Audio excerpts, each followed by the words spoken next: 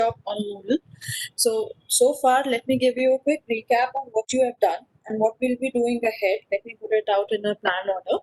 So, right now, I guess all of you would have been able to successfully either install Moodle on your laptops or desktops as an on-premise installation, or you would be accessing our cloud-based version of Moodle for which Uttam sir has shared with you the ID and password.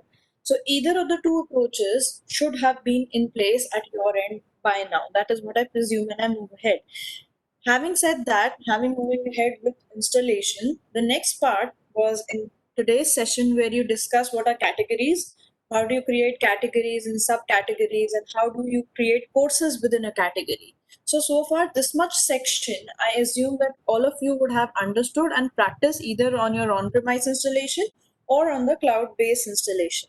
So this is actually a prerequisite also for this particular session that I am taking in and sessions planned later ahead. So in the charter of the plan for this FDP, all sessions which keep on passing by are a necessary mandate to the next session in line. So if I say I was talking about the installation session, you had to install your Moodles right there and then. Until and unless you're not done with installation or you're not able to access the cloud version, today you would not have been able to create courses in categories. So that happened to be a mandatory prerequisite for today's session. Similarly, in my session today, I'll be discussing what are resources, how do you create resources, different types of resources available with Moodle.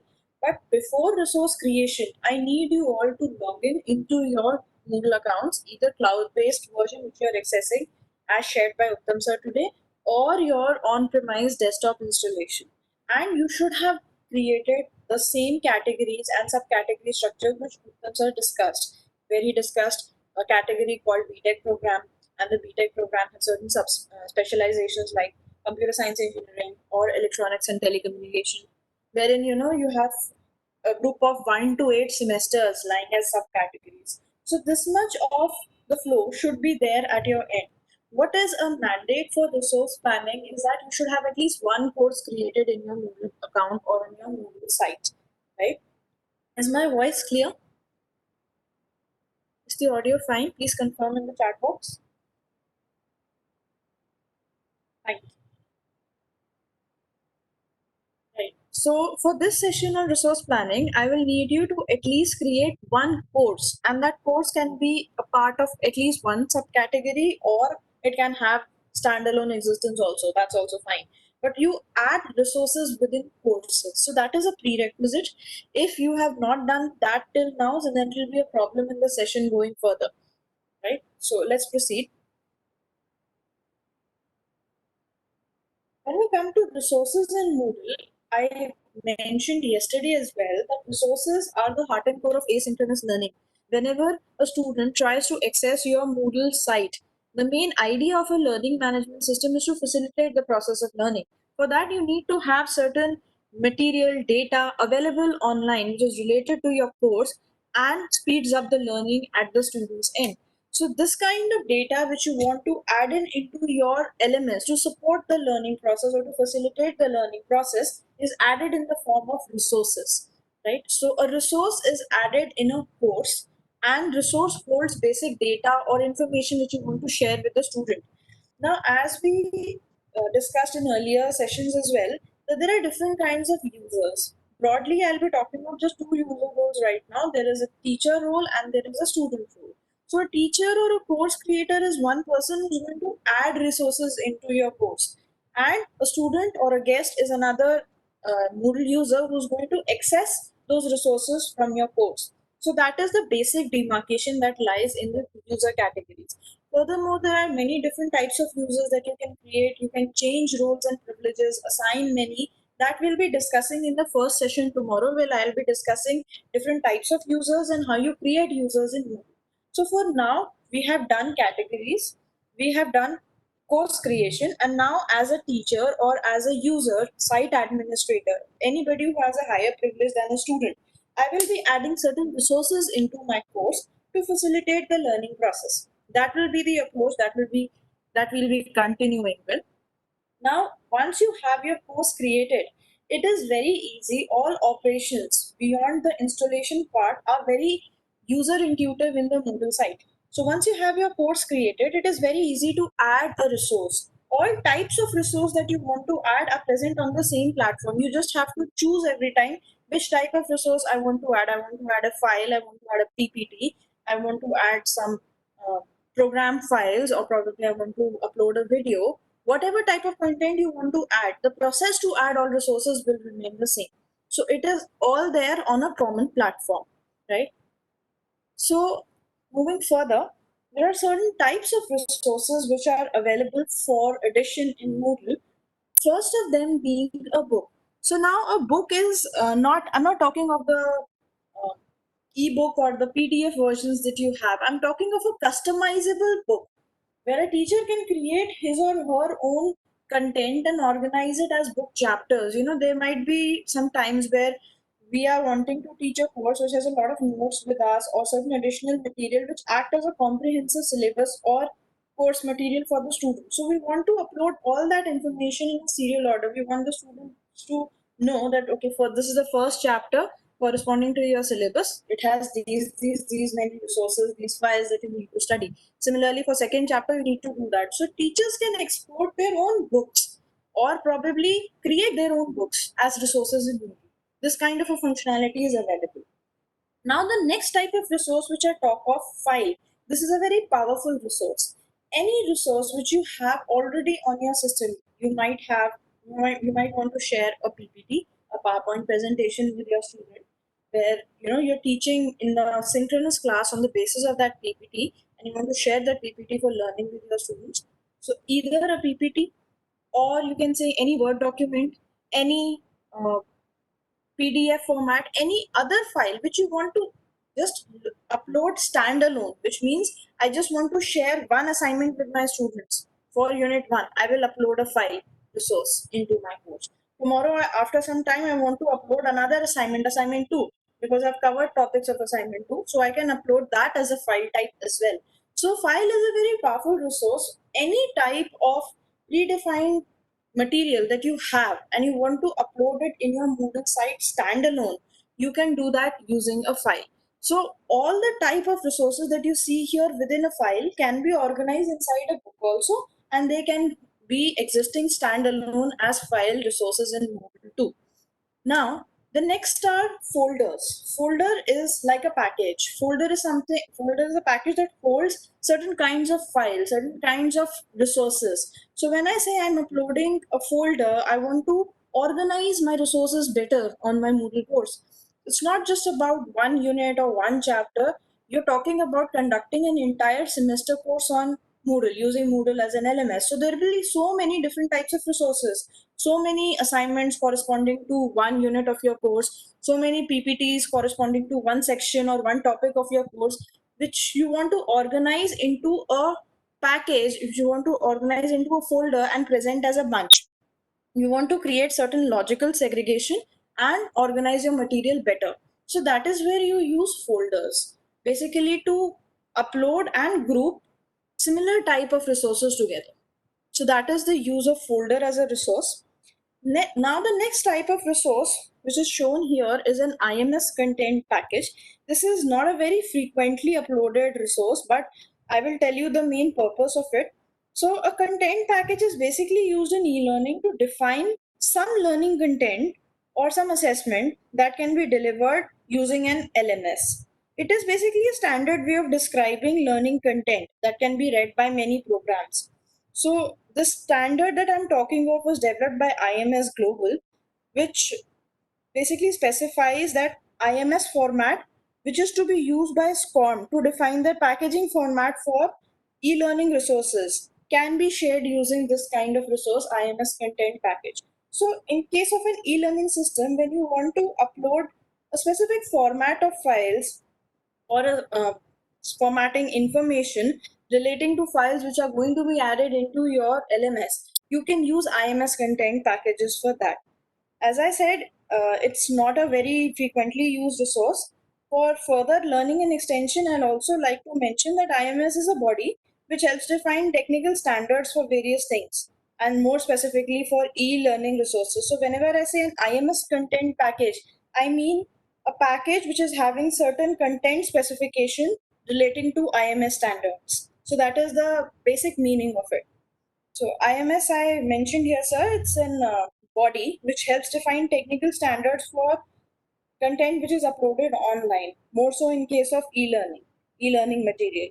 So this body, IMS content specification body, makes it possible to store chunks of material into a standard format that can be reused in different systems without having to convert the material from system to system format.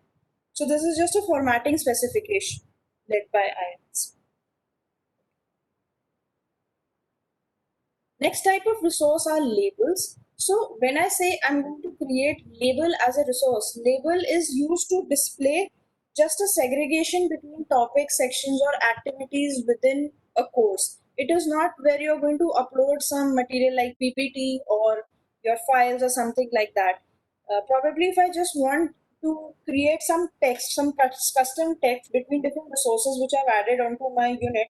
Say in one unit, I have added two PPTs, and later on there is a file for assignment. Now, when I upload all the content together, the student comes and views. It is not very intuitive for the student that in which order has the student got to study that material. But I want to convey that first you go through these two PPT materials, these two materials, and once you are thorough with the basics of these presentations, then take up the questions which are mentioned in the assignment uploaded as a resource below. So after the PPTs, I can insert a label stating that once you are done with the PPTs mentioned above, then only access the assignment which is uploaded in the lower section. So they are used to give certain text or instructions in between resources uploaded on a course. Next type of resource is a page. So the only difference between a file and a page is that a page can also help you incorporate all that type of information which a file can. You can upload a presentation in a page. You can even upload videos or video links within a page. You can upload Word documents as pages. But the only difference here is that when we upload a file, the resource gets uploaded as it is. And when we upload a page, it gives us the facility to associate certain custom text or certain custom instruction along with that material that we are uploading as a resource. So imagine a case where I want to share a video with a student, which is for a case study, and I want to give certain information or instructions relating to that case study. And later on, I want to ask certain questions based upon that video. So if I just upload the video, where do I give these instructions and where do I ask the later questions that I want to?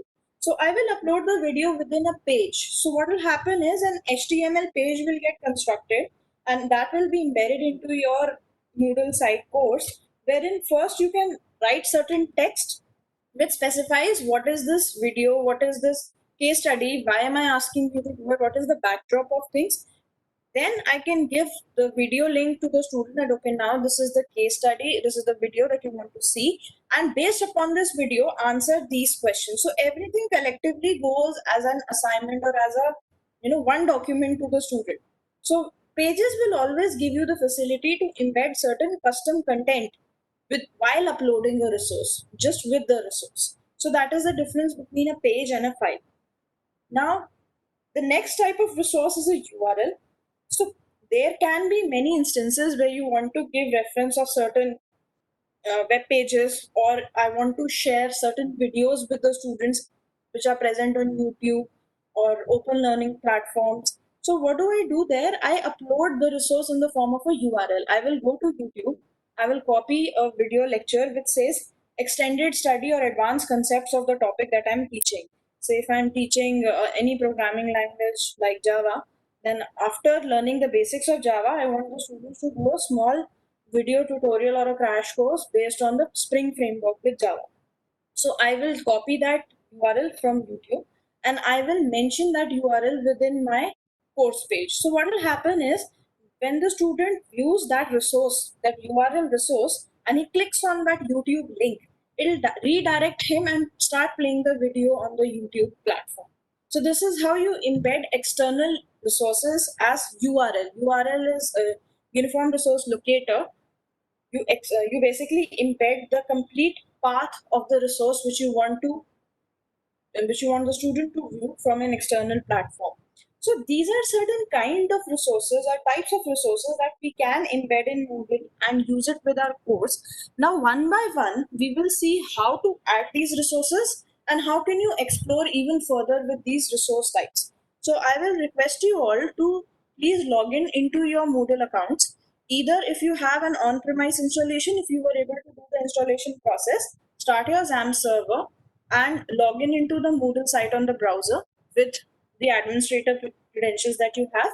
In case your installations were not successful, the Cloud Moodle link, which Uttam sir shared, the BVI Cam Moodle link, which Uttam sir shared, hosted on Cloud Network, please access that and log in using the credentials provided by Uttam sir in previous session.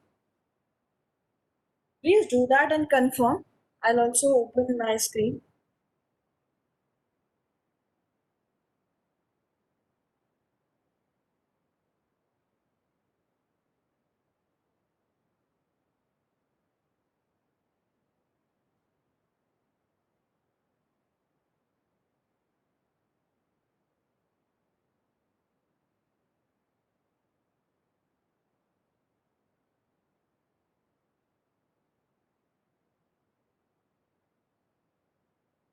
You have to log in from the site administrator privilege which you set up while installation on premise, or the user ID password which Uttam sir shared you for the cloud version.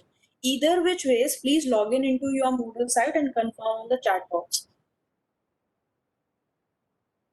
I have logged in onto my on-premise installation. So all those who are using the cloud version, some features might differ. Some presentations might differ. That is okay. We can discuss as and when you come across the installation.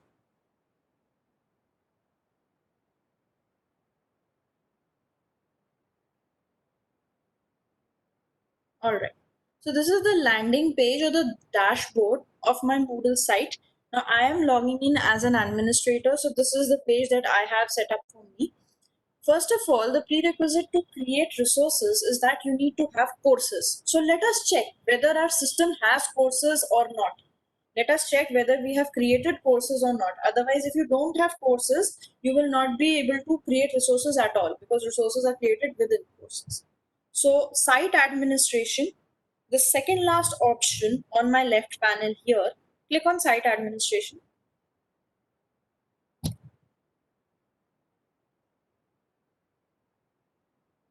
Move to courses, the third tab, courses, and first option, manage categories and courses.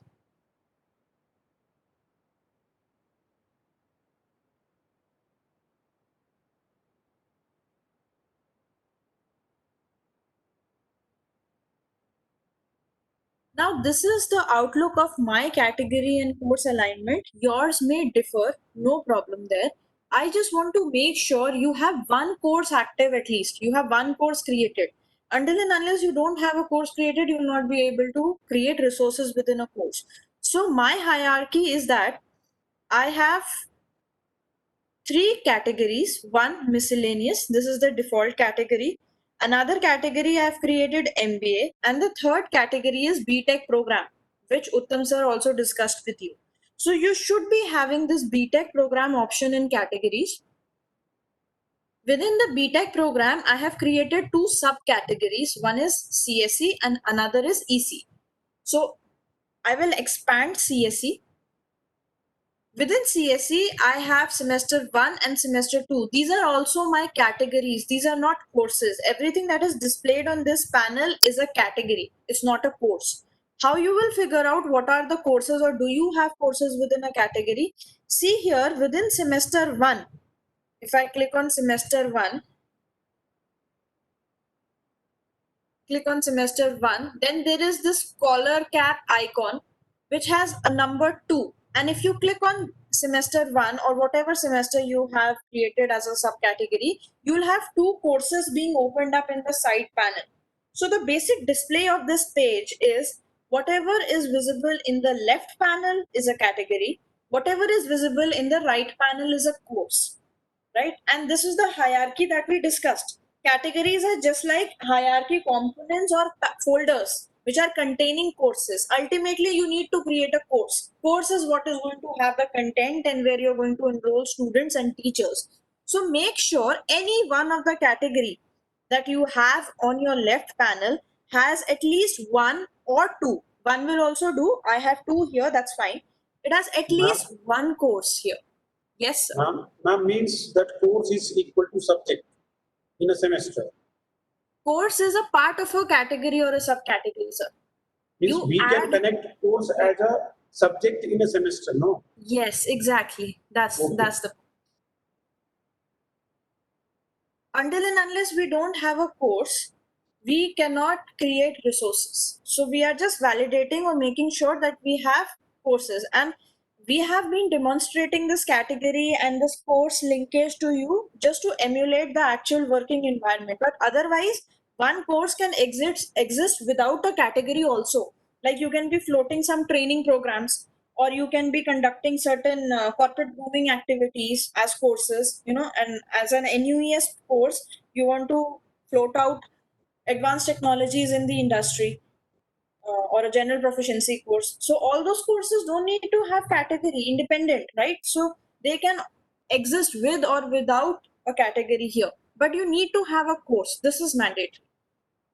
Category is just going to logically segregate out grouping of courses. So like in semester 1 I have two courses. Similarly in semester 2 I can add relative as many courses as I want.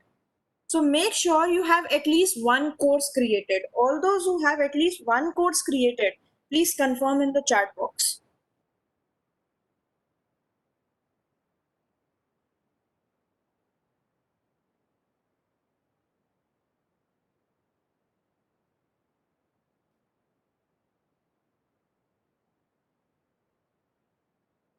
So this was the section till where Uttam sir left in the last session.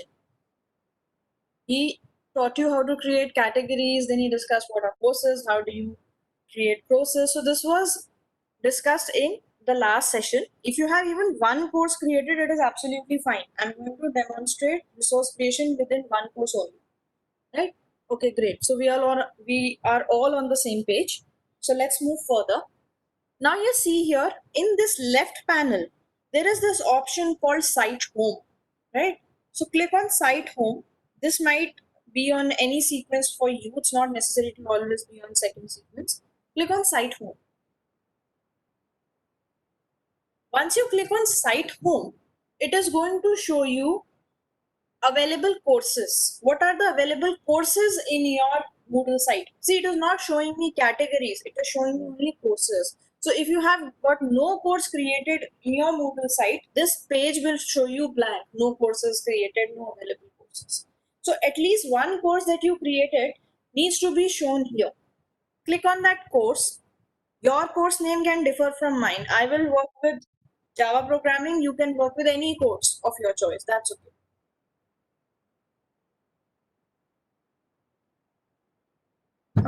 Tanya ma'am, categories are coming. So I have to expand them and then move on to course? Because like, Yeah, ma'am. You are on Site Home? yeah, on Did you Site click Home, on I Site have Home? all the categories available Click in on front of any me. course. Click on any one course in the category. Right.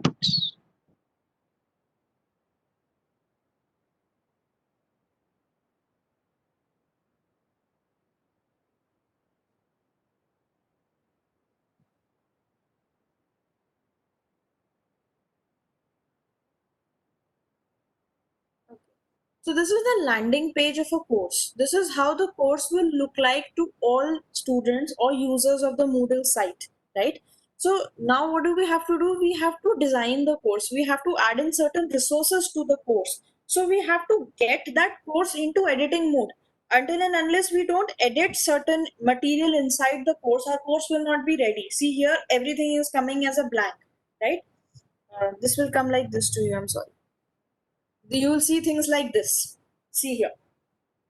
So this is how your landing page will look like, and this is how your students or you would be viewing the course for the first time looks like. It's completely empty.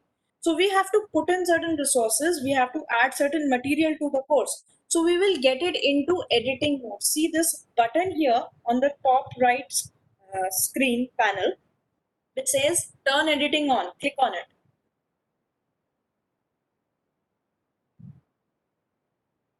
The moment I say turn editing on, everything came in an edit mode rather than a display mode. Earlier things were just displayed. Now things are there with an edit tool as well. See, there is an edit option against every topic.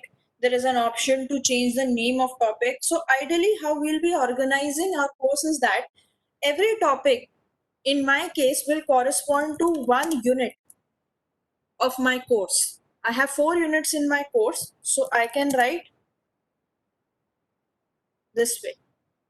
Click on this pencil sign and write the topic name. You will be able to edit the topic.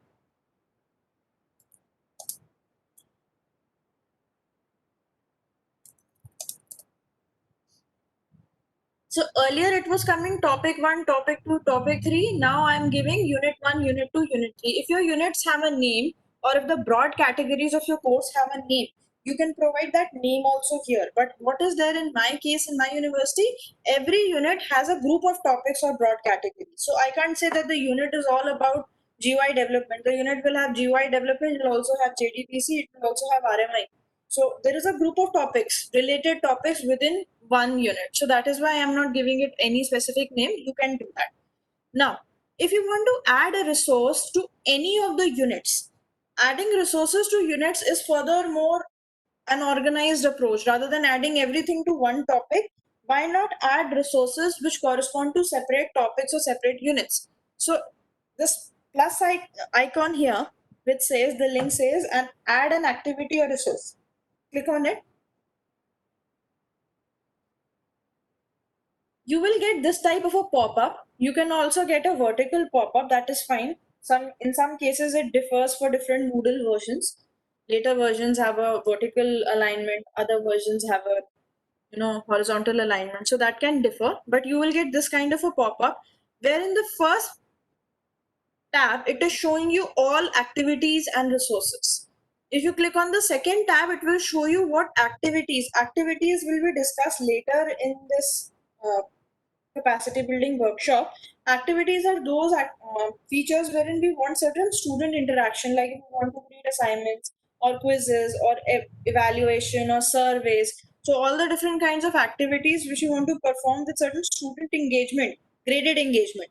So that can be created under activities. Third tab will be resources. So these are all the types of resources that I just discussed: book, file, folder, IMS content, package, label, page, and URL. All these kind of resources we have seen theoretically what do they do. Now we are going to create each resource one at a time. So let's begin with file. See here. Let's begin with file. Click on file. Now throughout Moodle, it is a convention that all fields that are marked with a red exclamation mark are mandatory, and all other fields which don't have this red exclamation mark ahead of them are not mandatory.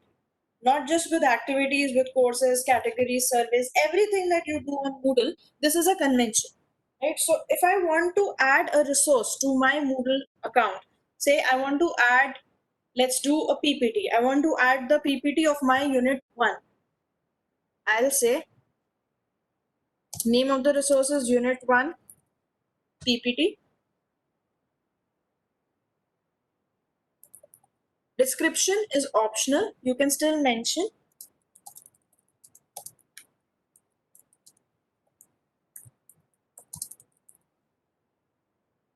Now, these are certain formatting options available on the top panel of description. You will see these formatting options being repeated on a number of instances within Moodle. This one is for advanced settings, advanced buttons, subscript, superscript. If you want to hide it or show it, up to you. Change the format, heading, pre-formatted or a paragraph text, whatever the text you are working on within this description. Bold, italics, bullets, numbered bullets, right? So these are all formatting options of the text that you are going to enter inside the description tab. Now this is optional. You may or may not want to give in, and you can also say display description on course page or hide description from the course page. Description will only open when you access that resource, or you want to show the description on course page as well. So if you don't check this box here, whenever the resource will be displayed on the course page, no description will come. But when you will click on the resource, then the description will come, when the resource will actually open up. So that is a difference here. Now, whatever type of resource that you want to add, this is that section where you can drop the file or you can select the file and add it as a resource. So both options are available. If you are comfortable with dragging and dropping a file from your system to this box, like you can drag and drop attachments to Gmail. If you are comfortable with that kind of a format, you can simply drag the files from one folder and drop them here. If not, see this option here, add, upload file, choose file. Now navigate to the path of your resource. I want to add a PPT. I want to add this PPT. This is the resource that I want to upload. Ma'am, repeat this process again, please. Okay, sir. So till here we added the name of a resource. I want to Right. upload a PPT. Description was optional. Now this Yes. is a file drag drop box. Right. You can either drag the file and upload it, or you can choose it from this first button which says add. Okay. Okay, click on add. There will be content blank, server files, recent files. Click on upload a file. Okay. And upload a file, you say choose file. So this will, Excuse me, Tanya. yeah, ma'am. Yeah, I just missed where is the resource option. Simultaneously, I'm trying to do, and I Mhm. visited my site, and I'm not able to locate how to add resources. I'll just move back to that, ma'am. Let me Okay. complete this in. I'll just Okay, move back. okay. Okay. So you can select your presentation wherever it is from your path, any PPT on your system. And we say upload this file, the button below, the blue button. So that was a file picker which asked you to select a file from your machine and then you upload it using the upload button. Tanya ma'am, I have a question. In case I have uploaded one file and now I want to delete it. Yes, you can. I will show that now. Right. First, I've not completed uploading. I will first complete uploading and then I'll show you how you can edit or delete that resource as well. Right.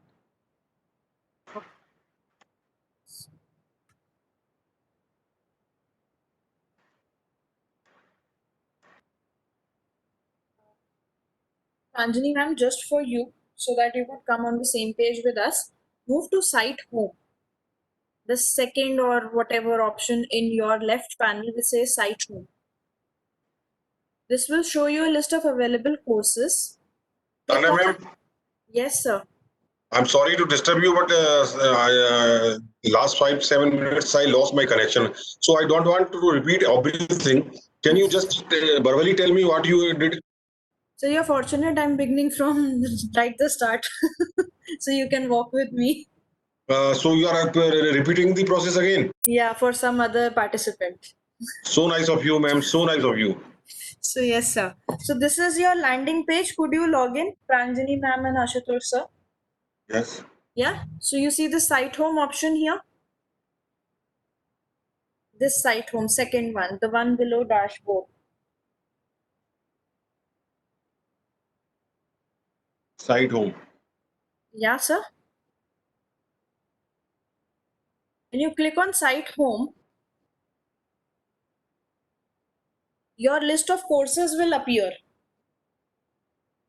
You might have one course, that is also fine. Do you see these courses? Just can you hold for a second? Sure, sure. Pranjani ma'am, please confirm.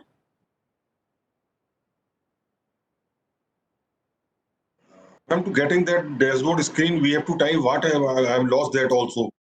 You are accessing the cloud version, sir? No, I'm using my computer. I have to dance some host, which host? Localhost. Local host. Local host / Moodle. Yes. I got it. Okay. Ma'am, just give me was half. Sure, sure. I'm waiting for you. So nice of you, ma'am. So nice of you. I got the dashboard now. I have to go to where? You might be on the dashboard like this. I'll just load. See here. Are you logged in? It Yes, has- I'm logged in. Yeah. So it I'm is. logged in. You might see a site home option here. Site home, yes. So I have to go to site home. Yes. Click on site home. Click. You will see one course at least displayed. The name can be different. Does not need to be same. Oh, this. Yes, this is saying program management. This was course created by me. Right, right. Click on that course, sir. I clicked that course. Topic 1, topic 2, topic 3. Yes, yes. I'll Topic. just show you. Like this, you will get. I've renamed this. You will get topic 1, topic 2, topic 3. Right? Something like the same page. Blank. Just So topic 1, topic 2. Right? I have to rename it. No, I'll tell you how to do it. Are you with me till here? You are able to see this as topic 1, topic 2, topic 3, topic 4. That's fine. You are here on this blank page. No resource added.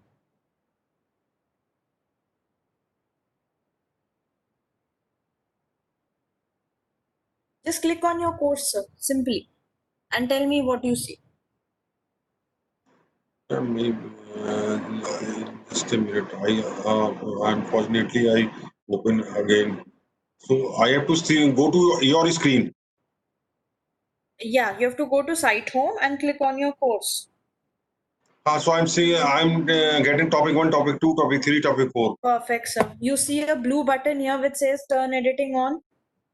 Which one? Which button? Blue Turn button. editing on. Yes. Yes. Yeah, click on that. So now everything will come in editing mode. You see here this add an activity resource would come. Topic 1, besides topic 1, your pencil sign would come. Yes. Yes. It is coming, ma'am. Coming. Perfect, sir. Now click on add activity or resource. Ranjini ma'am, you also start with us from this point. Add an activity of resource. Clicked. Yeah. This Yes. panel might look a little different for you. It might be a vertical alignment. That's fine, but the contents will be same. It is saying turn editing off and showing some broad screen with left and right side grid, and in between some many things coming. Right, right. Click on resources, sir. That's what I'm saying. You are saying you're seeing a vertical grid. I'm seeing a horizontal grid because our versions are different. So Moodle versions. I have to click resources. Yes, ma'am. Yes, you'll get these options. 7 options. Yes, 7 options. I have to Click go to on file. Yeah, I'm teaching how to upload a file. Yes, ma'am. Ma'am, so nice of you. I'm really great, ma'am. Great. God bless you, ma'am. Thank you so much. So yes, we were here, same page with the rest of the group as well. We were trying to upload a file. Now a file can be anything. It can be a PPT, it can be a PDF, it can be a Word file. Any type of resource can be uploaded as a file. So now if I say unit 1 PPT, okay, I want to upload the presentation for my unit 1, slides for my unit 1. So I'll give it the name unit 1 PPT. Now, this is a unanimous convention across Moodle that all options which come with a red exclamation sign are mandatory. Rest all other options where this red exclamation mark is not present are not mandatory. So if on this page you only give the PPT name, that is also fine. You can create a blank resource also. So I'll give the PPT name. The description is optional. You may or may not want to type anything. You can leave this blank as well, right? Then I was teaching how to add a file as a PPT or as a resource. So for that, this section,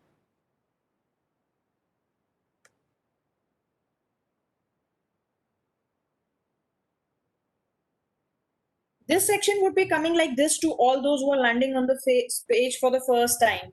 The select files drop down. So either you can drag and drop files into this file picker, or you can attach a file through the path. So what we'll do, in the select files, I'm on the third option on this page, 1, 2, 3. Third option, select files. See here the first button which says add. So whenever you're confused in Moodle, what do the buttons mean? You simply hover on the button, take your mouse to that button, and it will tell you the description what it means. This is to add, this one is to create a folder, right? So I want to add a file, click on this add button.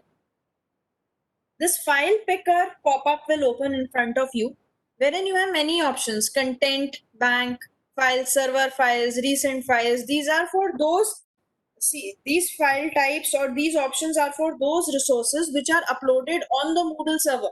So my PPT is not uploaded on the Moodle server. First time I'm going to upload it from my computer. So click on upload file. Click on upload a file in the left panel and say choose file, this button. So a file picker pop-up will open up where you are supposed to navigate and link the file present on your system to this window. So reach where your presentation is there. I say my presentation is in this folder. You can be at any other folder as well. Reach to a folder where you have a sample PPT. Any blank PPT would also do. We are just seeing how to attach PPT to it. So I say my PPT is present at this location and I say open. So this is going to only attach a file to this file picker, not upload it until and unless you click on this blue button, upload this file. Click on upload this file. The moment the file will be uploaded, this box will no longer be blank. This box will no longer be blank.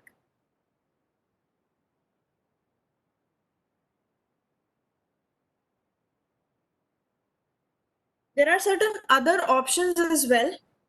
Right beneath it, expand appearance. It will ask you, how do you want the appearance of this file? You want this to be an embedded file?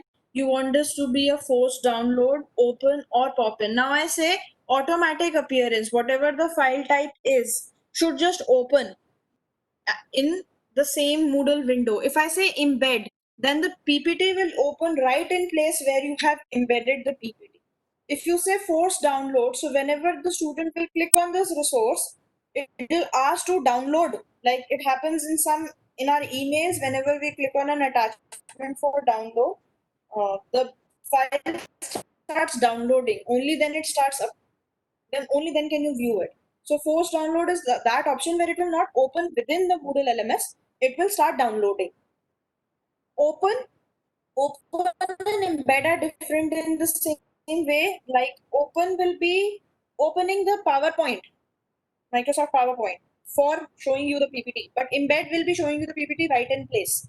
Like it happens when we are watching a YouTube video, we have a link that comes in our WhatsApp.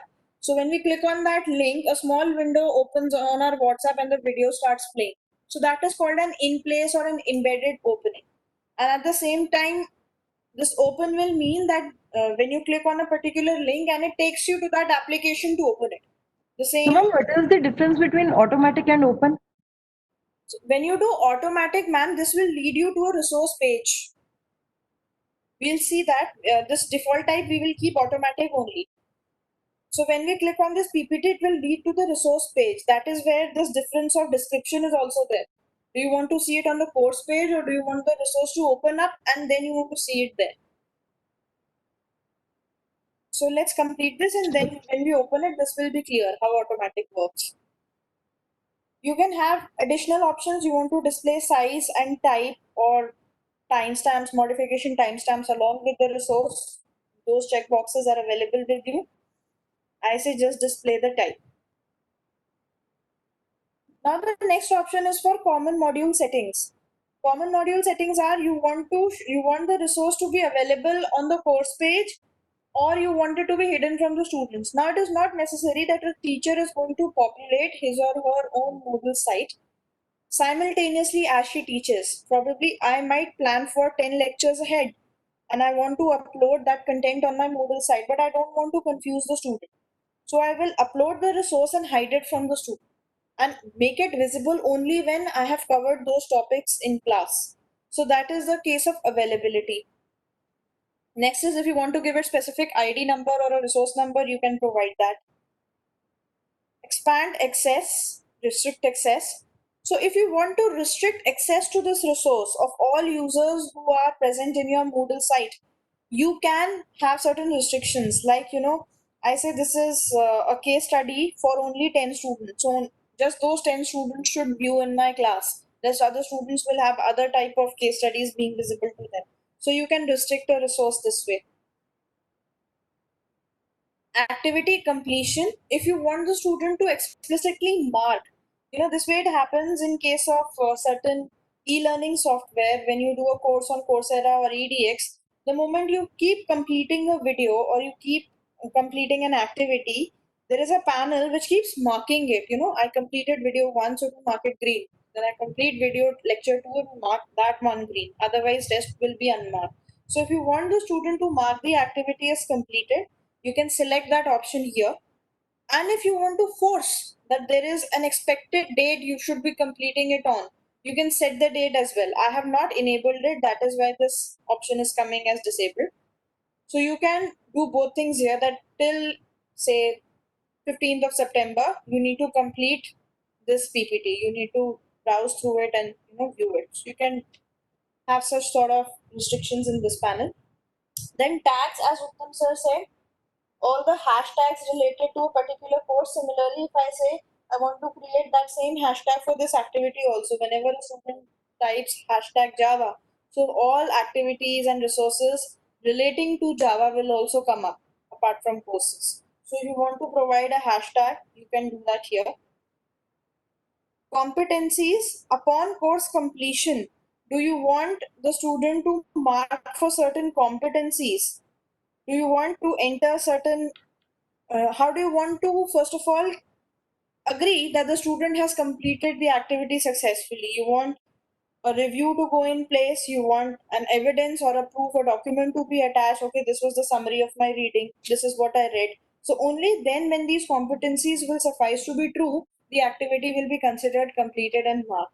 So these are all advanced options and these are optional in this activity creation. What is mandatory is giving the name and attaching the file. Once you have done these two things, click on save and return to course. So you will see here this unit 1. So I will repeat, I changed this name. This was earlier topic 1. And when I clicked on this pencil sign here, instead of topic 1, I changed its name to unit 1. This is how I changed the topic name. So this unit 1 will have one PowerPoint presentation. But right now, if you will click it, it will open in editing mode because the turn editing on button is being clicked. So if you want to see how it looks once your course is populated, you have to turn off the editing mode and then check how the resource will look. So first we are going to add resources. See here, this is how we could add a PPT. And how did we add a PPT? We added a PPT as a file. Similarly, if I want to add another activity or resource, I want to add a resource. So click on add activity or resource, resources tab, click on file again. Same file resource which we were discussing right now. This is my lab assignment.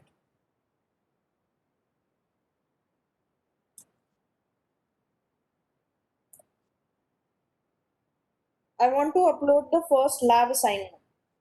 Description is optional. I don't want to give a description. Attach files. Same way, select file, upload a file, choose file. And this is my lab assignment.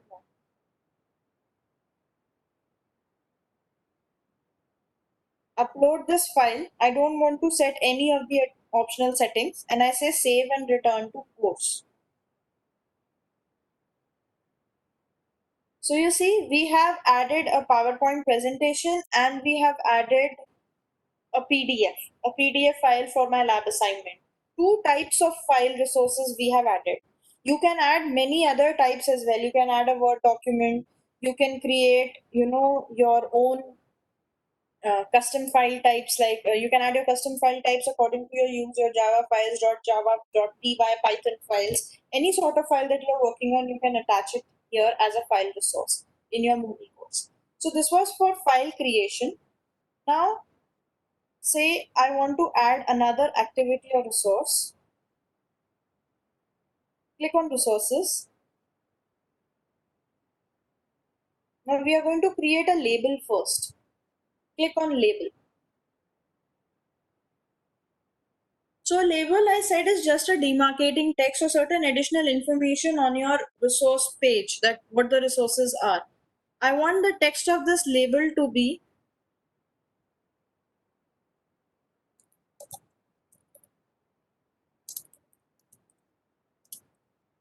I will add a set of programs. I will add a set of .java files onto my Moodle LMS now. I want to give some sample programs referring to these coded solutions. I want the students to perform the assignment. So for that, I'm demarcating this resource by creating a label. So you see, a label comes as a simple text. All these files are clickable. All these resources are clickable. They will navigate to another type of resource. But a label will come as a simple text just to demarcate something. Now I say add an activity or a resource. Resources again. Click on folder. So all types of resources that you want to add, the process will be same by clicking on add an activity or a resource. So now I have added a folder. What do I want to do? I want to create a folder and upload certain files into it of the same type, or probably group certain files logically into a folder. So I give the folder a name, lab programs. Description, I don't want.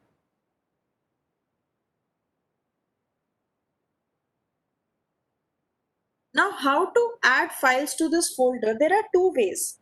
One way is that you select all files and simply drag drop all files together from your machine or workstation to this drop down, to this file drop box. Else, add files one by one. Both options are available. So what am I going to do? I'm going to first demonstrate how do I add files by linking their path one by one. Click on add, upload a file, choose file. Earlier we were choosing just one file because we were adding a file resource. Now I'm going to choose a group of files because I'm adding a folder resource. So the basic difference between a file and a folder is that whenever you try to add a file, you can upload only one resource at a time. But a folder is like a package that can hold a group of files together. So I say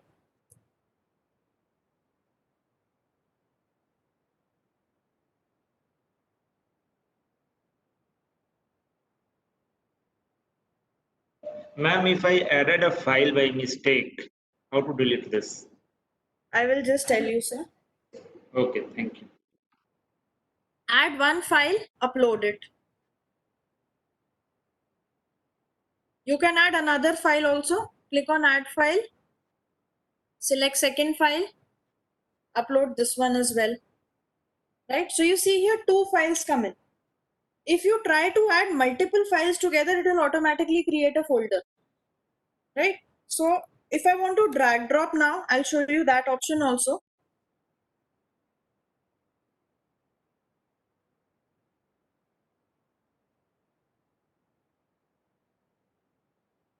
I've selected three files and I want to add those files at the same time. I don't want to add one by one. So I selected them and I drag drop here. It'll ask me overwrite or rename. I say overwrite. It's the same file. Don't rename.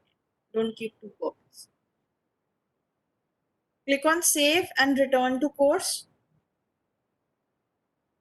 See, this is my folder. Once you click on this folder, these are the set of your lab files. Now, if you have created any file, or uploaded any file by mistake and you want to delete it, make sure you are on editing mode, turn editing on. It will give you an option to edit. You can remove whichever file you want from this group. You can remove the files that you have added by mistake.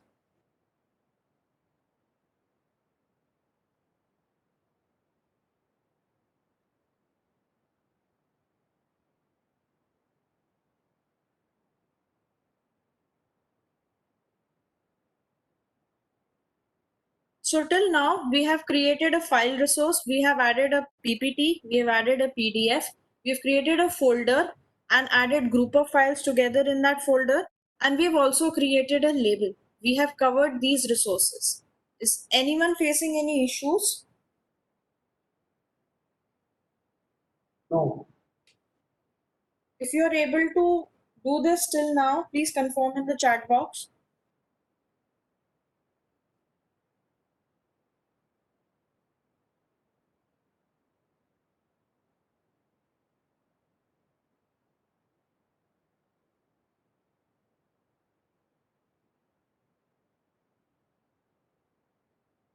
So we are very clear how we create files and folders.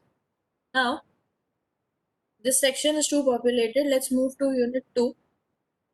Ma'am, can you explain one example of for a AMDID thing? Embedded, Yeah, you ma'am. think? Embedded file. Yes, ma'am. In that, you just check that checkbox which says embedded or what type of, how do you want to display when it comes in appearance. That will become an embedded file. Same process. Means it will display on same screen or maybe it will If in you want different. to check that, then first Yes, turn editing off. Ma'am, can you please demonstrate it once? yes, ma'am, yes. Okay.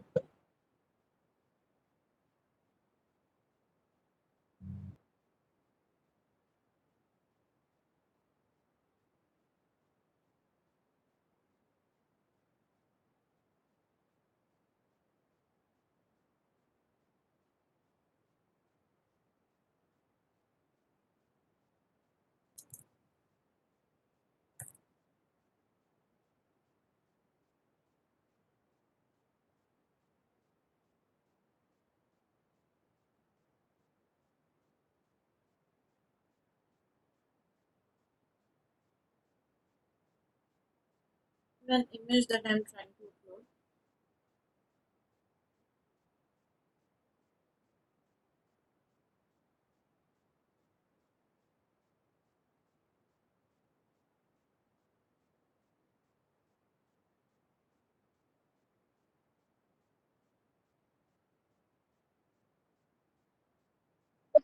Ma'am, won't it ask for that where do you want this file to be opened? Oh, I'm No. sorry. No. This is how it will open it.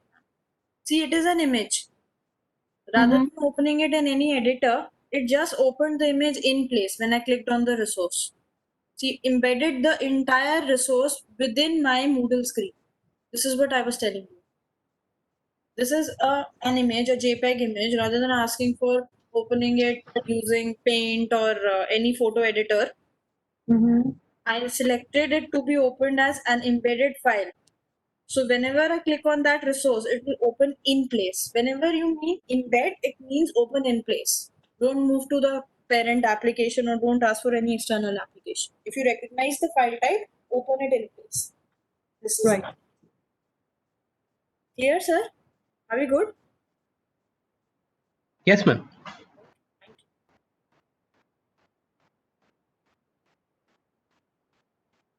So now in unit 2, I'll create certain more resources.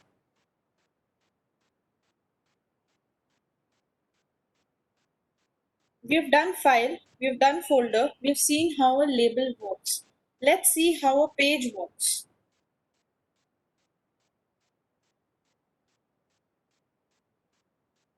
Clicking on page, give the name to a page, say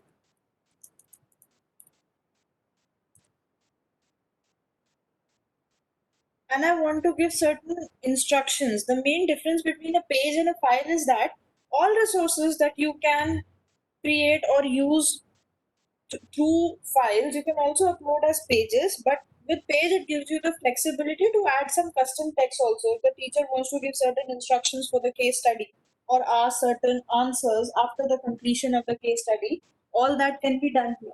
So let's see how this works.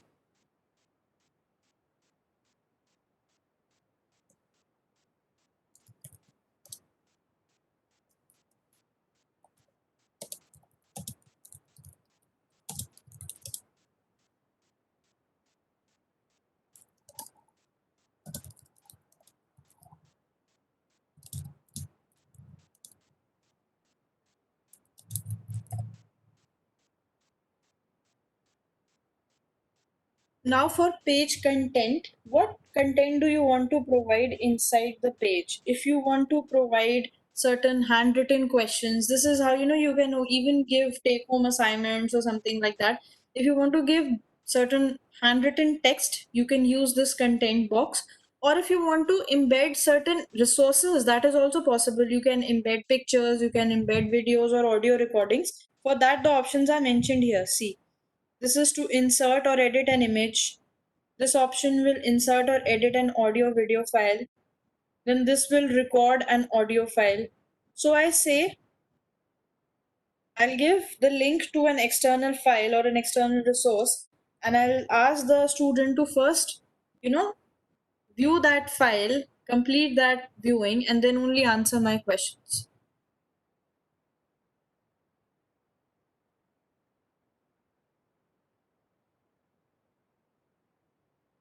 So if your videos or audios are already present on the Moodle data, you can browse through repositories, else you have to paste the link, the URL.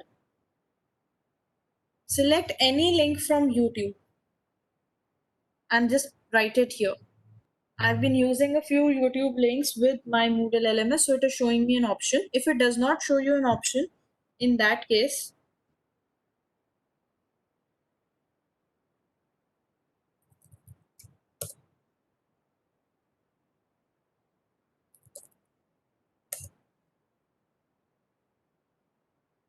just select any video link, any link that you want from YouTube.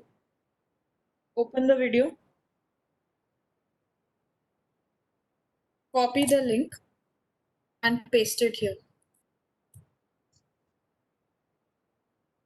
And say insert media.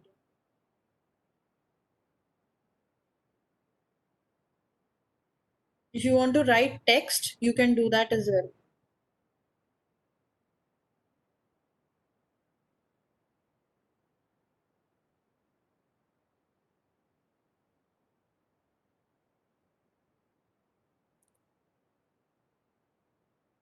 Ma'am, how did you go to the YouTube connection? I just opened a separate tab on my browser, sir. I typed YouTube Okay, ma'am, thanks. simply. These options will remain same with that of file as a resource. Click on save and return to course. Now you see here a page gets embedded. We were adding a page resource and a page gets embedded. When you click on the page, so here is your video coming in place, and at the same time the timestamp when it was added. All the content that you add inside a page will come on this embedded screen here. Given instructions, write in anything, everything will be embedded, opening up in the same panel, not redirecting you to a separate application. So all resources which can be added as a file type can also be embedded inside a page. Dr. Tanya, Yes, sir. the description that you gave there that you first complete the video and then attempt the questions, that is not coming on this page. I'll just check, sir. Just a minute.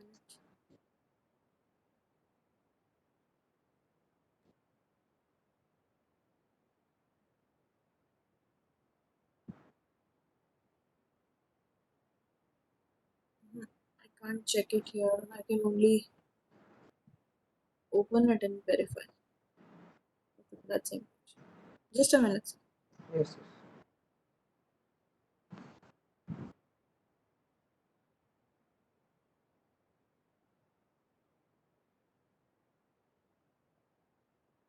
That was the resource description you're talking of, na? I didn't give anything inside the content.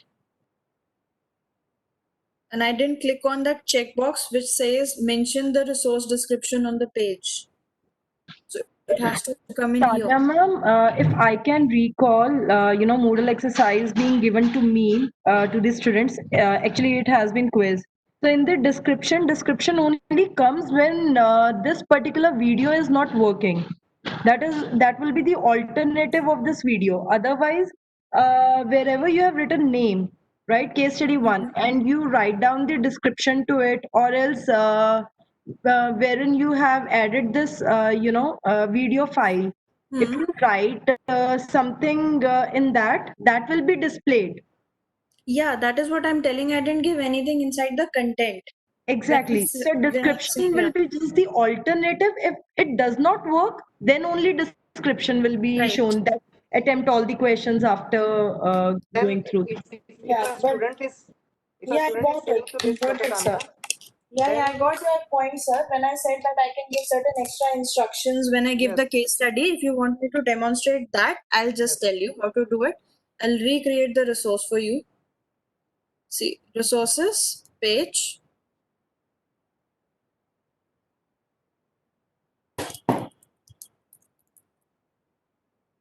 It's a case study.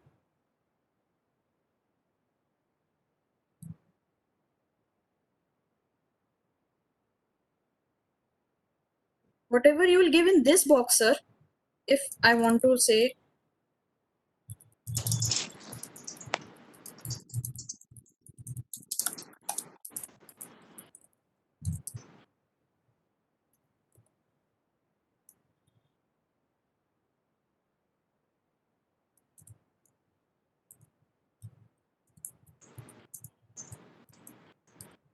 right, Okay.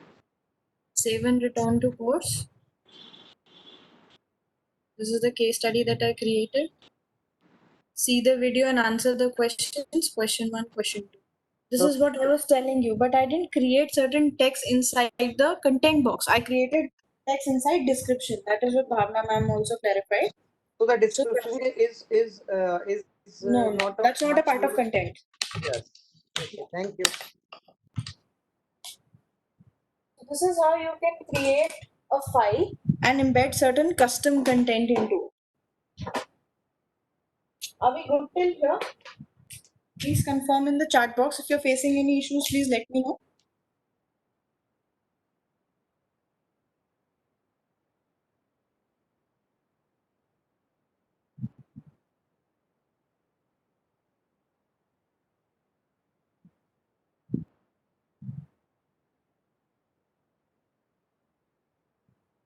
All right. So we'll create the next type of resource now.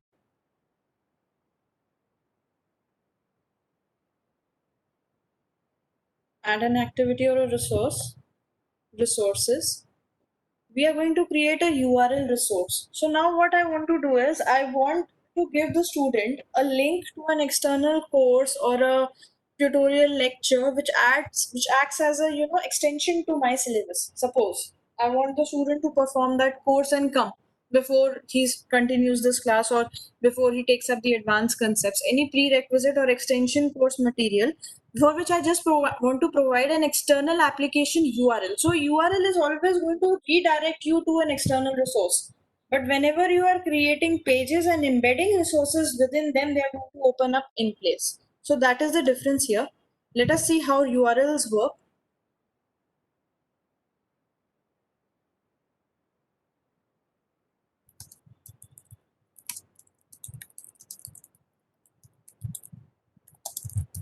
Give the name of your URL resource.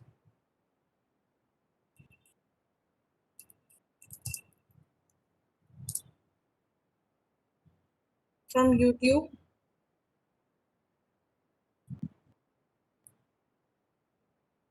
I pick up any video lecture URL that I want to provide as an external URL and paste the link here. If you say choose a link, then this will open up a file picker. In this case, your links should be present as an Moodle data in your Moodle repository. If that is not the case, then just select the link and paste it in this box. Don't want to give any description. Save and return to course.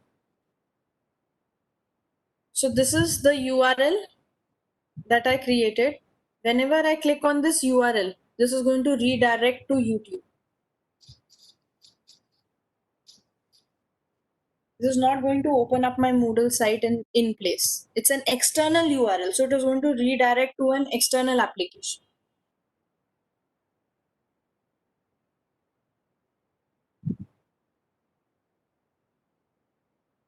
There can be some MOOC courses or NPTEL courses for which you want to provide a URL resource within your course. So you can do that using this URL resource creation.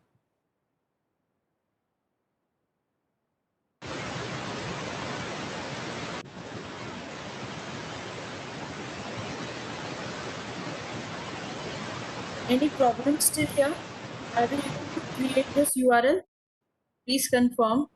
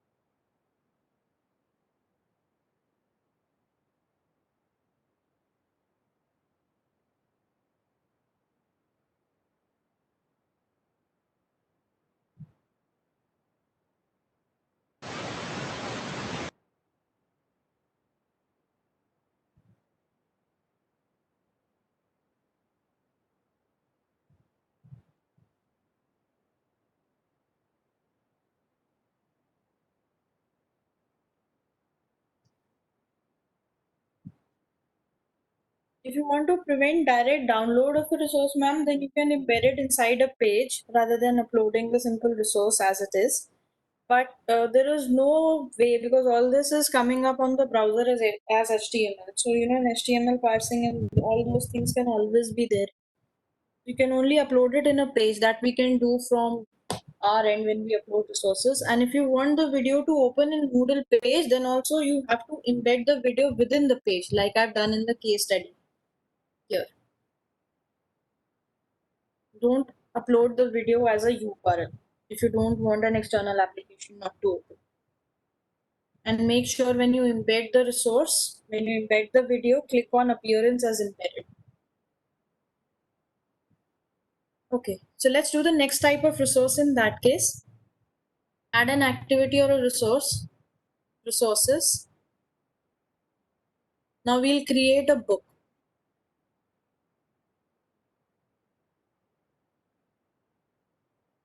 Within my topic 3 or unit 3, I'm trying to create a book. Give the name of a book.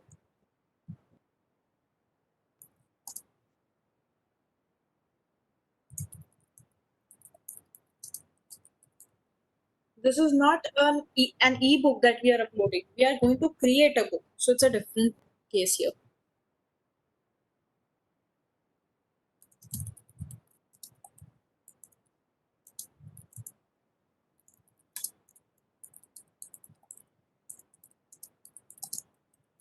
Give a description if you want to.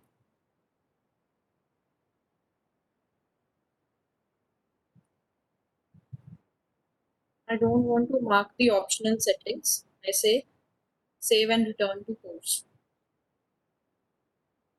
Now see, this book icon will come. Click on this book. Whenever you click on the book and it has no chapters, so it is not going to display anything. It will first ask you to add a chapter. So enter a chapter title.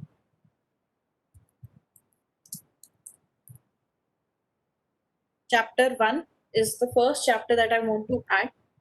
If you want to make this a chapter, then only you have to click on this sub chapter checkbox. But this will come disabled in case you are creating the first chapter, because when until and unless you don't have a chapter, you can't create a sub chapter. So you say chapter title is chapter 1. Content of the chapter. Now, if you want to write content, if you want to embed resources, all that you can do in here. It's a custom book creation.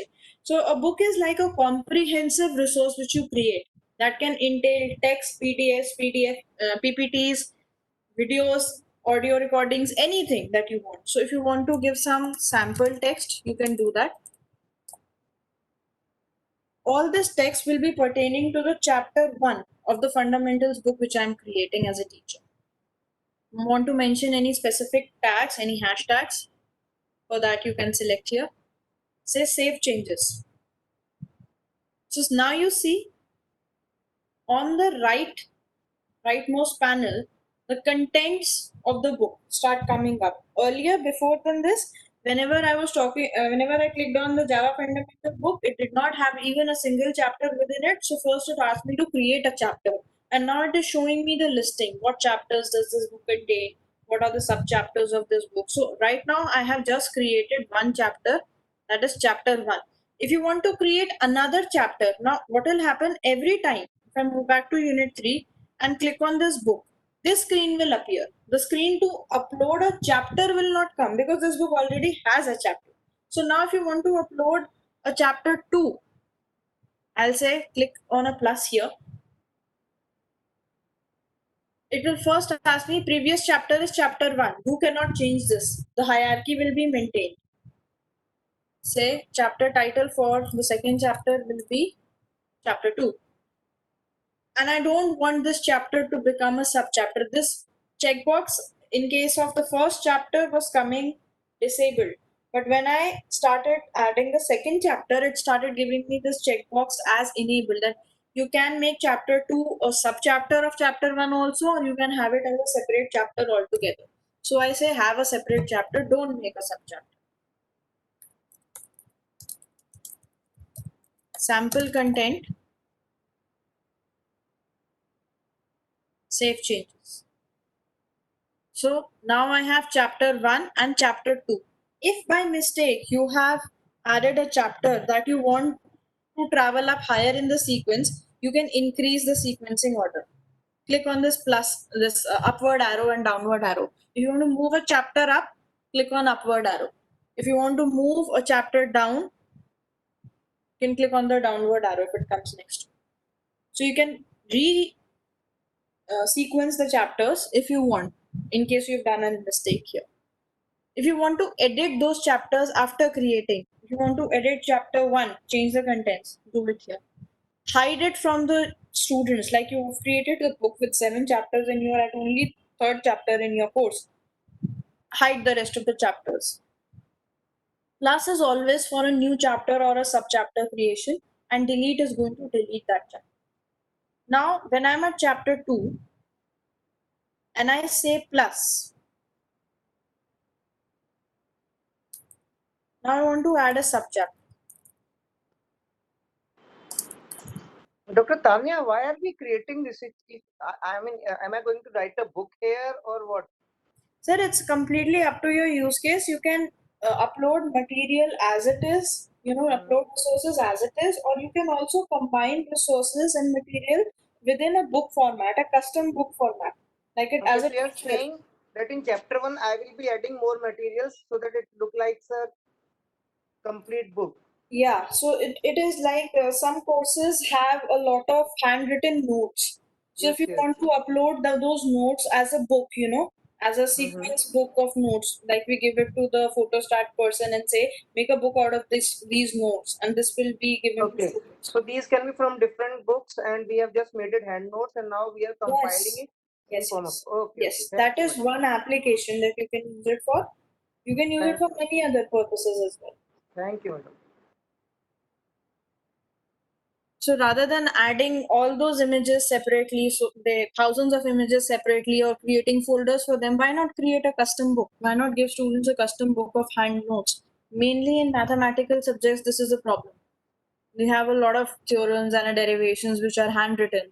And to create a PowerPoint presentation is also difficult. If you want to upload that kind of a content on Moodle directly through scanned copies, this is a way.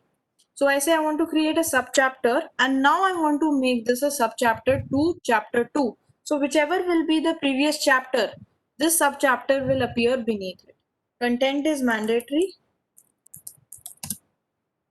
If you want to upload an image, like I'm talking, if you want to upload any custom image of scan copy or anything of the notes, this is insert or edit image.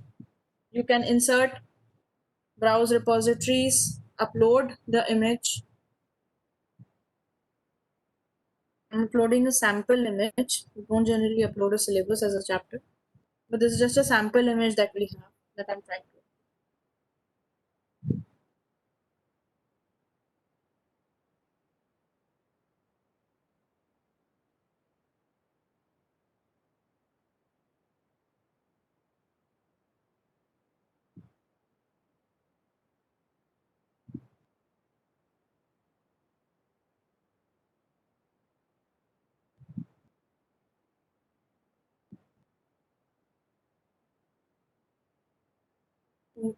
This is chapter 1, chapter 2, and subchapter 2.1.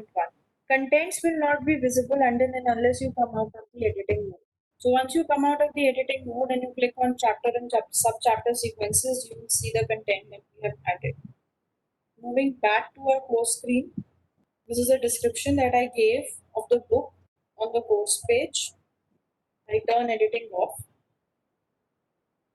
Click on the book. Chapter 1, sample text that I mentioned. Chapter 2, again, contents of chapter 2. Chapter 2.1. This is the image that came up embedded within the chapter. So this is how you create a book as a resource in Moodle. Any doubts up till this point? Any issues that you're facing?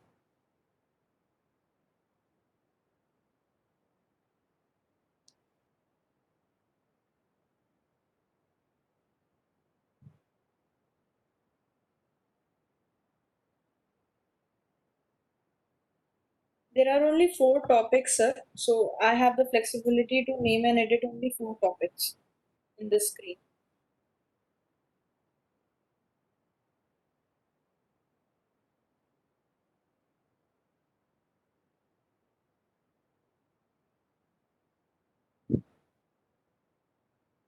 Any problems or issues or anything that you missed out in today's session? Ma'am, could you please explain how to make this chapters under the book resource? How to what the chapter, sir? Yeah, just go through the same explanation that you gave. Because For the I'm stuck. entire book creation. Yes, ma'am. Yes, ma'am. Okay. So first of all, sir, you have to be on editing mode. Turn editing on. Create activity or resource. Resources. Select book. Give the name to the book. Description is optional. You want, you can add. And simply say save and return to course. So this is a sample book that we have created. First time when you will click on this book, it will redirect you to a chapter addition panel. It will ask you to add a new chapter because this book has no chapter, so no contents to display. So it will ask you to add the first chapter. I say chapter 1. This cannot be made a subchapter because there is no existing chapter in the book.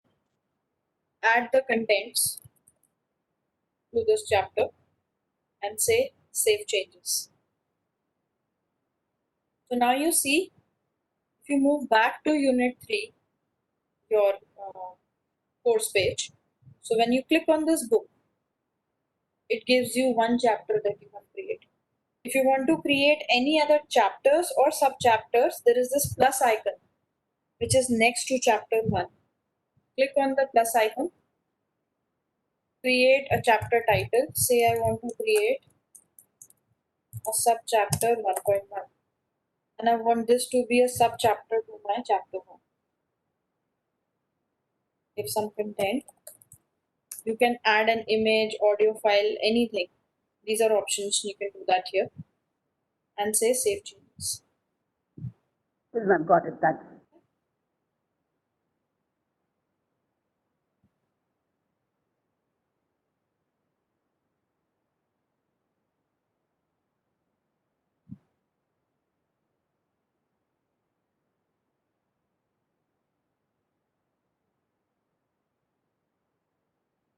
For a file resource, ma'am, add an activity or resource, resources, file. Give the name for the resource that you want to add. Oh, ma'am, that is to display the file or page in the means as an image form. What you have shown there, that to display the file as an image form. You want to Means, know about image embedding basically. yeah.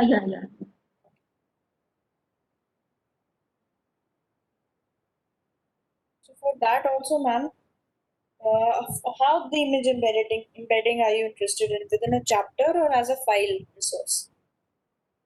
Which type of As a file, as a simple file? Okay. So add an activity or a resource. Again, resources, file. Give a name to the file. Description is optional. Select the image that you want and put it into this drop down here. Choose file. Select this from the file picker. Select any image that you want. Upload it. Within appearance, it tells you embed the image. Now when you will upload the file type, it will open the image in an embedded mode, embedded inside the same Moodle site, not an external app. Okay, thank you, ma'am. But if you want to embed the image alongside certain additional text, you want to also write some text on top of the image and some text beneath the image, then you have to create a page resource. Okay, then? Okay.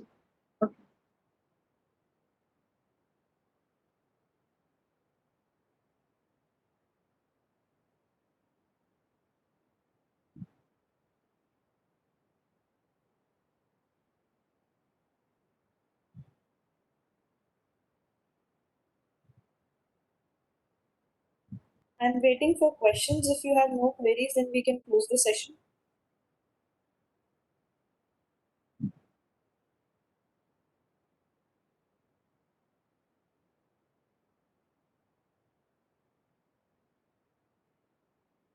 If there is any point that is not clear, to revisit.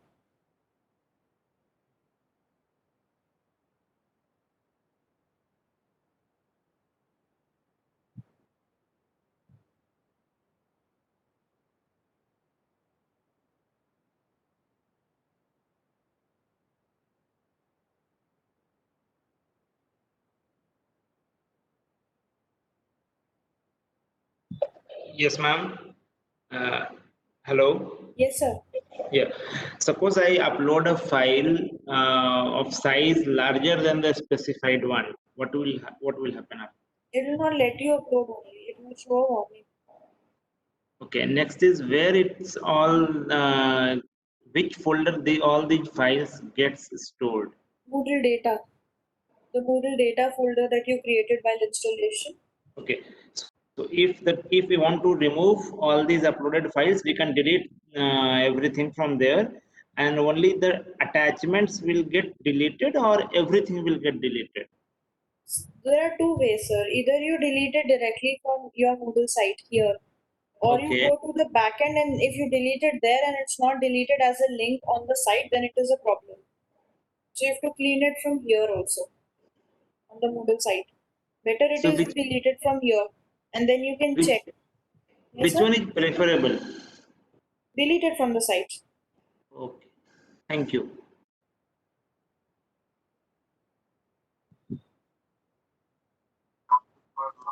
Hello. Yes, ma'am. Ma'am, that depends upon the user privilege you have, na? I'm a site administrator, no, ma'am. So that is why I'm saying that. For But my for site. teachers, how they will do it?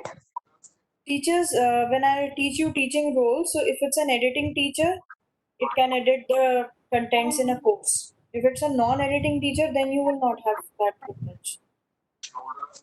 So you Okay. have course So they are creators and able editing to fetch teachers. that particular folder directly Those privileges from the are given database. by the site administrator only. When I will create users, I will allocate privileges to some users. Then those users can access as teachers. Okay. Dr. Tanya, Yes, sir. somewhere in between you said that a teacher can plan his activity for next 10 lectures. Yes, sir. And then the file will ultimately shown to the student as per the lecture will finish, or how is this method? You Like have I to complete. manually enable the file. You have to make the file visible. If you will be Okay. making the file hidden, so you then go in settings and make the file visible.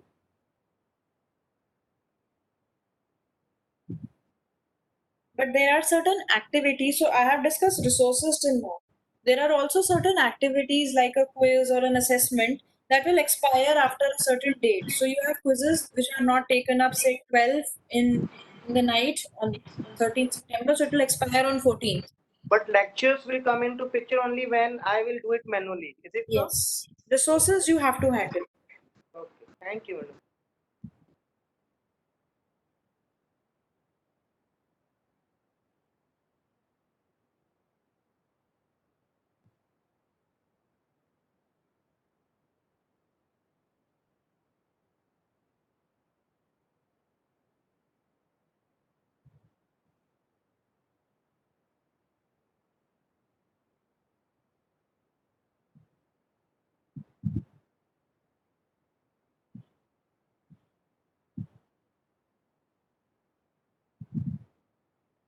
So good evening, participants.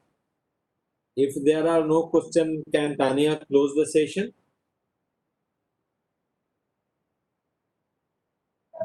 Good. Yeah. Yes. So good.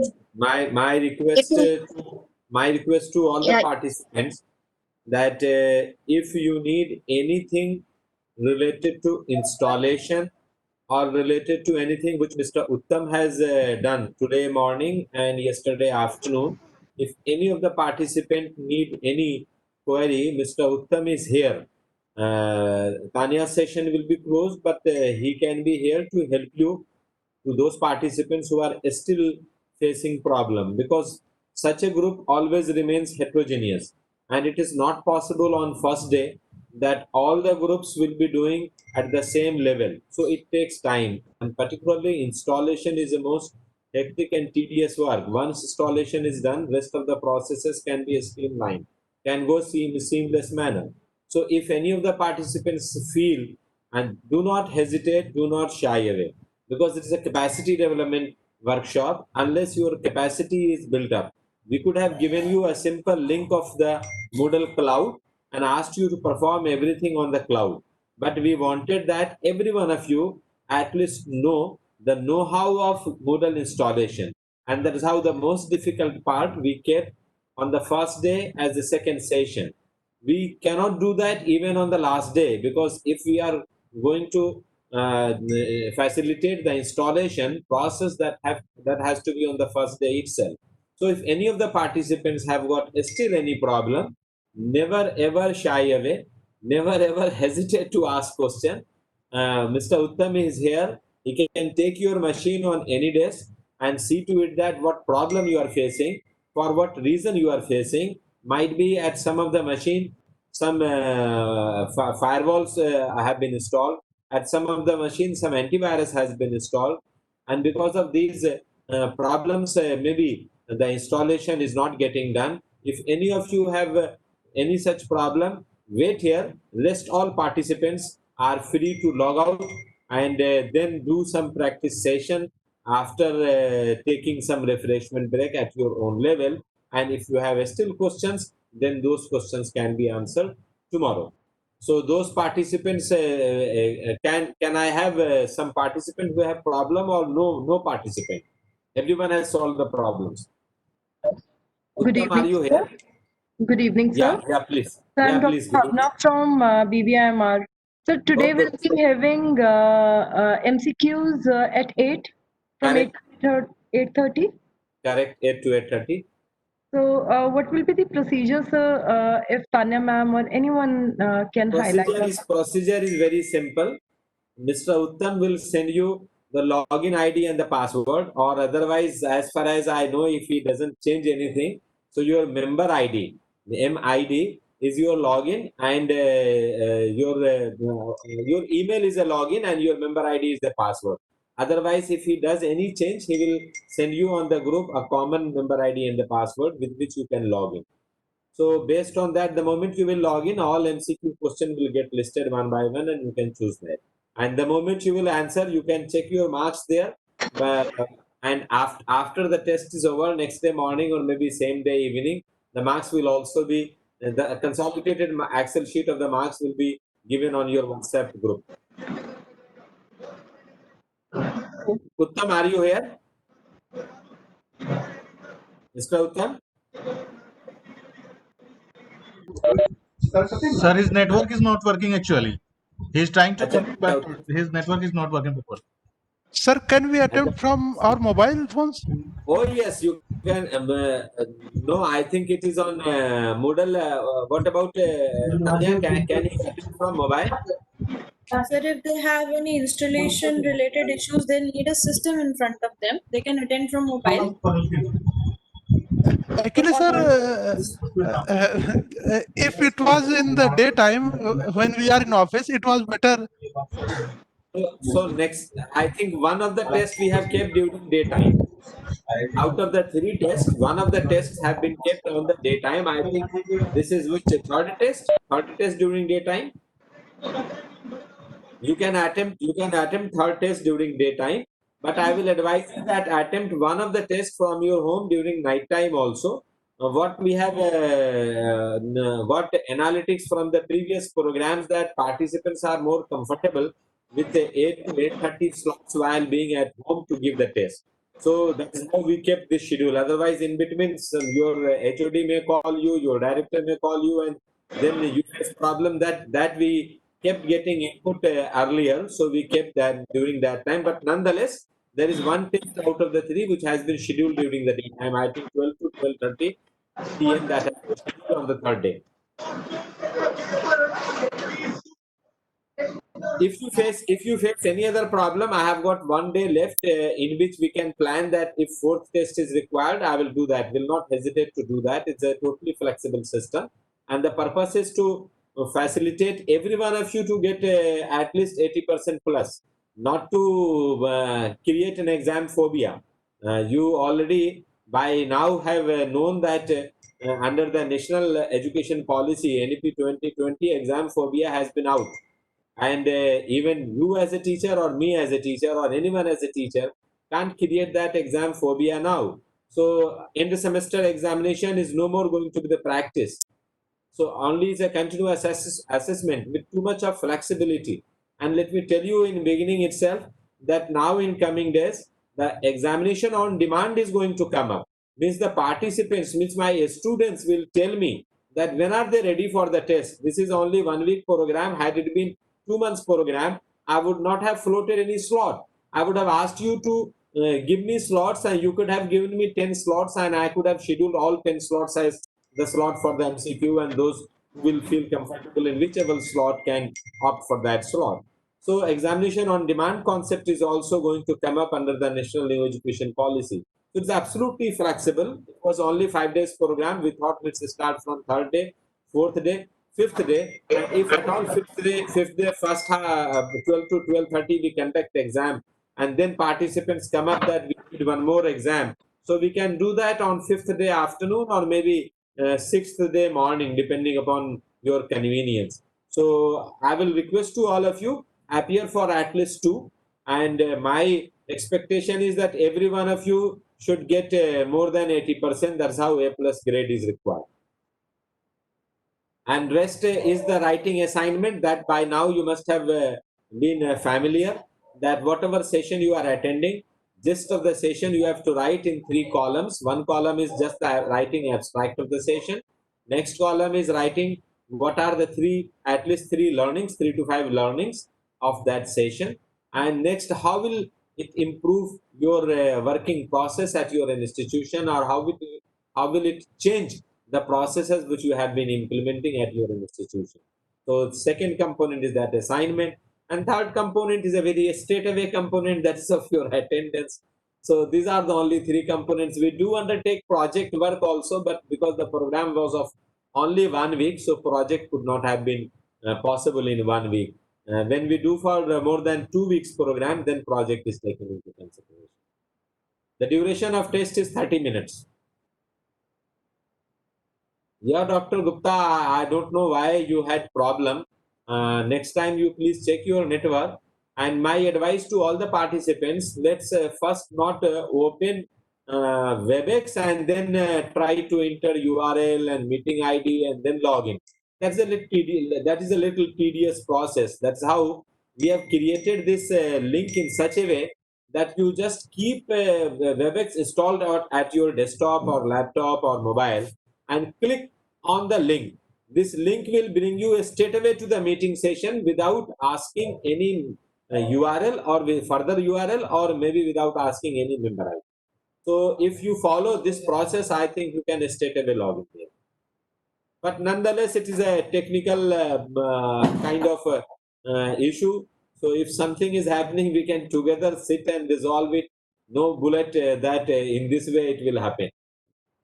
Finally, you can log in. Any other query from any of the participants? Yes, sir. Yes, please. Good evening, sir. Oh, good evening, Ashutosh ji. How are you? I'm little bit good, not 100% good. How can I help you? You should become 100% good. I want everyone of you should be good. You have to speak. Sir, yesterday you tell a lie that you will come at 6 o'clock and you will read out 2 beautiful lines. But you did not come. Great. So you are waiting for those 2 lines, huh? Yeah, I am still sitting at that particular chair. Okay. Yesterday, what happened that I went on taking round of the building.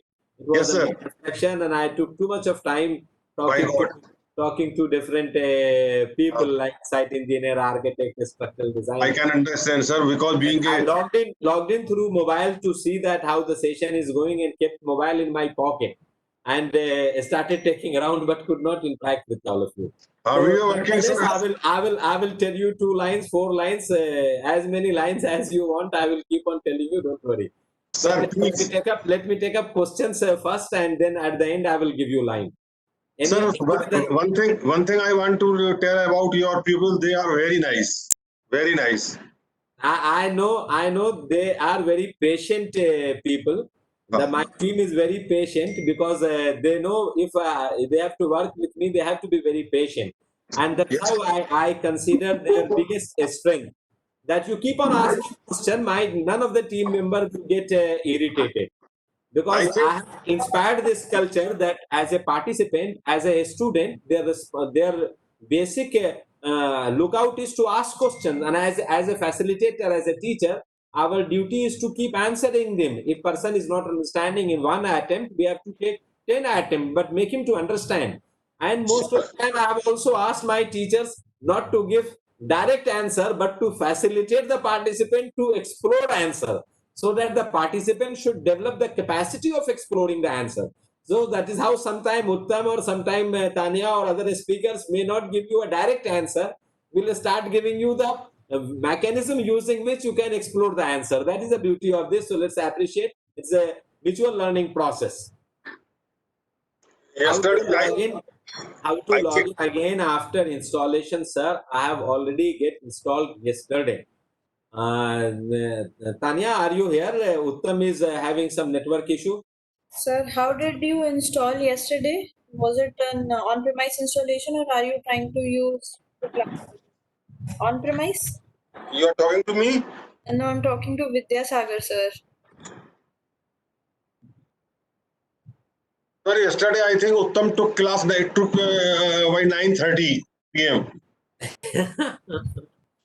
I asked Uttam today morning that are you sure everyone have successfully installed Moodle. Then he told me, yes, sir, few participants were not able to do it, so we did that till late evening.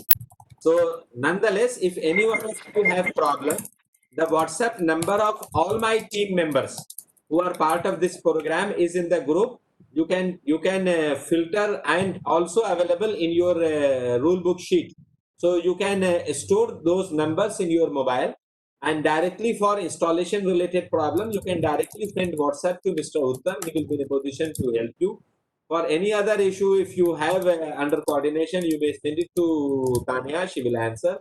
And regarding your attendance, regarding your marks, your answer will be given by Mr. Manish. And if none of the team members are giving answer, then come back to me. I will see to it that why team members are not answering, or whether they are not understanding your question or what. But we together will ensure that your none of the questions remain unanswered. Sir, don't say you come back to me. Say मैं हूँ ना. हाँ, मैं हूँ ना यहाँ. तो मैं आपको 2 लाइन सुना देता हूँ. यही है जुनून मेरा, यही है शौक मेरा. यही है जुनून मेरा, यही है शौक मेरा. चिराग वहां जला दें जहां है अंधेरा. तो जहां हमें डार्कनेस दिखती है, जहां हमें चैलेंज दिखता है, हम उस चैलेंज के लिए ही बैठे हैं, चैलेंज को हल करने के लिए, प्रॉब्लम को सॉल्व करने के लिए. तो हम सब मिलके प्रॉब्लम सॉल्व करेंगे. इसमें कौन सी बात है? यहाँ कोई टीचर और स्टूडेंट नहीं है. ये आप बिल्कुल न सोचें. बिल्कुल सर, मेरे को भी इजाजत है 2 लाइन बोलने के लिए. ओ बहुत बिल्कुल बढ़िया. सेशन खत्म हो गया, आप बोल सकते हैं 2 लाइन. Most welcome. हम दुश्मन को भी पाकीज़ा सजा देते हैं. दुश्मन को भी पाकीज़ा सजा देते हैं. हाथ उड़ते नहीं हैं, नजरों से गिरा देते हैं. क्या बात है. बहुत बढ़िया, बहुत बढ़िया. हम कुछ ना गिराएं, लोग अपने आप समझ जाते हैं. सही बात है. ऐसा है कि दोस्त, बहुत बढ़िया आशुतोष जी. Those participants who have absolutely no query now, they are free to log out. Those participants who have query, they can put forward their query here. And still, if they have some unanswered things, then they can directly send WhatsApp to Mr. Uttam. Uttam will be there to answer your queries. Thank you, sir. And we'll meet those who are logging out. We'll meet tomorrow at 1:15 so that we can start session sharp at 1:30. So thank you so much. Wish you all the best. God bless you all for tomorrow's test. And don't have that exam phobia. Enough flexibility is there in the system. That my effort is to ensure that every one of you participate in that. Every one of you yourself become proud of earning the score. That's my effort. That is my process, right? So wish you all the best. God bless you all. So Thank you. Shall we close the session today? Tanya ma'am, you are still here or you are left? I'm here, sir. Ma'am, I have to ask something about that.